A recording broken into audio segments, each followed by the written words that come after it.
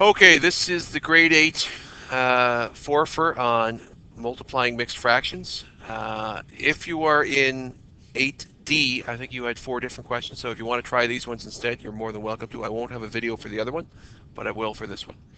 Okay, the first question says solve by modeling, and it says 1 1/5 times 1 1/8. And remember, what we're really doing is we're understanding that if you have the multiplication, you have 1 times 1 and 1 times an eighth, and a fifth times 1 and a fifth times eighth, using like distributive property kind of thing. So when we draw it out, the best way we can model it is by using an area model. And we could say if this is 1 from here to here, this could be a fifth to represent 1 and a fifth in terms of its length. This distance from here to here could be 1, and this distance could be an eighth. And inside each of these 4 areas, if we find the 4 areas separately and add them together, that would be the same as if we just multiplied 1 1/5 by 1 1/8. So in here will be 1 times 1. This will be a fifth times 1. This will be an eighth times 1. And this will be an eighth times a fifth. So when I work out all those together, this one will be 1, this one will be a fifth, this one will be an eighth, and this one will be 1/40th if I multiply the numerators and denominators. So add those 4 parts together, and that's going to be the same answer as if I multiplied 1 1/5 by 1 1/8. So 1 plus 1/5 plus 1/8 plus 1/40th.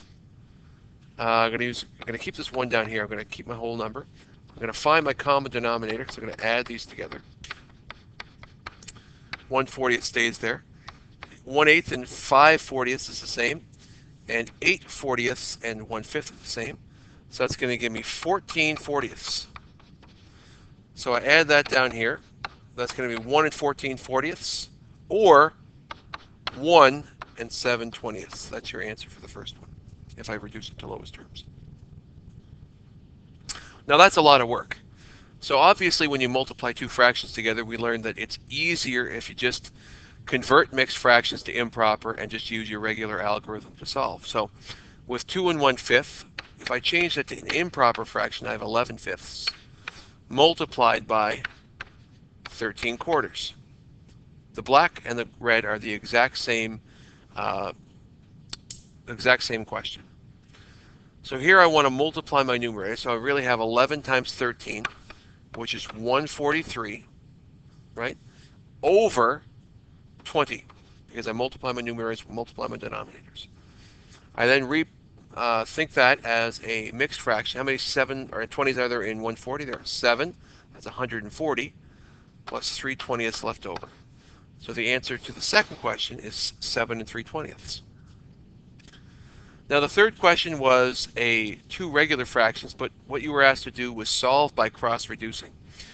And remember what we said before, that if I was to multiply this out, I would have 26 times 5 as my numerator, and I'd have 35 times 32 as my denominator. But we agreed today in class that if I had swapped the numerators, this is what I would have. Instead of 26 times 5, and I swap my numerators, this answer and this answer will be identical, because no matter if I do 26 times 5 or 5 times 26, I'm going to get the same answer of 130. But if this was my starting fraction, I can pretend that this was my first fraction multiplied by this one, right? I could pretend. And if that is what I had, I think that's what I had. Oh, it's 52. Oops. Not 32, but 52. My mistake. 52.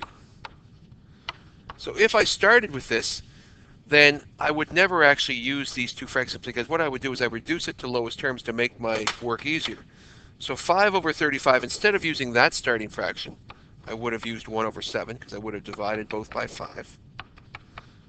They're both the same number, just one's easier. And instead of starting with 26 over 52, I could have started with 1 over 2 instead. And when you multiply those 2 out, you would have gotten 1 over 14, because 1 times 1, or 7 times 2, you still get 1 over 14 as your answer. So what it's asking you is this. If you cross-reduce, what I want to do is I want to pretend that the numerator, I'm just erase all this here, that this numerator right here is over here and that this one is over here. And when I do that, I'm going to pretend 26 is over the 52. I'm going to pretend. And if 26 was over the 52, that would reduce down to 1 over 2. And if the 5 going crossways was over the 35, I'm going to pretend that that is there, and it would be reduced down to 1 over 7. So now I have 1 times 1 is my new problem over 7 times 2, and the answer I get is 1/14. Okay, that's the answer to the question. And the last question we have is an order of operations. So I'm not going to do subtraction first. I'm just going to leave that there. And I'm really going to just simplify 2 1/4 times 2 1/4. I'm going to use my regular algorithm. 9 quarters multiplied by 9 quarters is 81/16. Now I'm not going to change that fraction. I'm going to keep it as improper. I like to keep my subtraction questions improper. 5 1/2, however, I'm going to use 11 halves. So when I simplify 2 1/4 times 2 1/4, I'm really thinking about this problem as improper fractions. And I multiply my numerators, I get 81, multiply my numerators, 16. Okay, so now I have subtraction. I'm going to find my common denominator, 16.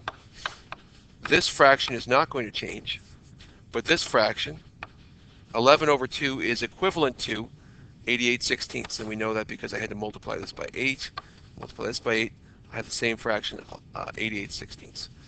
Now that I have that, I'm going to subtract my numerators and keep my denominator, and I get 7/16 as my answer. Hopefully you did all right in that. Make sure your homework's done because there will be a homework check tomorrow.